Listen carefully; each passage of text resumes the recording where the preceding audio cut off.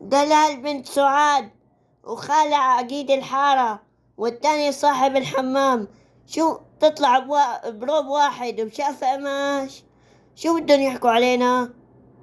وإذا كان خالع عقيد الحارة بالله والتاني صاحب الحمام.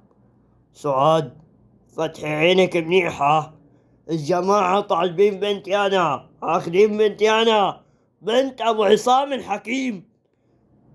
لعين لو اتصل بحقها الجماعة راح يلوموني إلي، مو بقولوا إخواتك.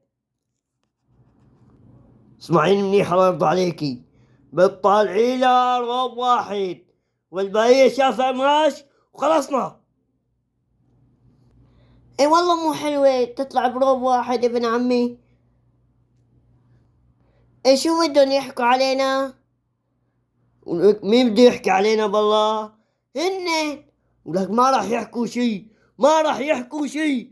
ولك الجماعة مستعجلين، ولك مستعجلين وانا مستعجل اكتر منهم. لك انت ليش عم تكسر لي كلمتي كل ما حكيت كلمة؟ فتح عينك منيحة لك سعاد، انت اللي عم تكسر كلمتي، وانا كلمتي ما بتنكسر بلا اواعي بلا بطيخ. لطفية جوزت لعصام على كيفك، خليني اتجوز دلال على كيفي. اشهد ان لا اله الا الله على هالليلة. طالع برا سعاد، طالع برا. عم تقلعني؟ ولك اتركيني لحالي.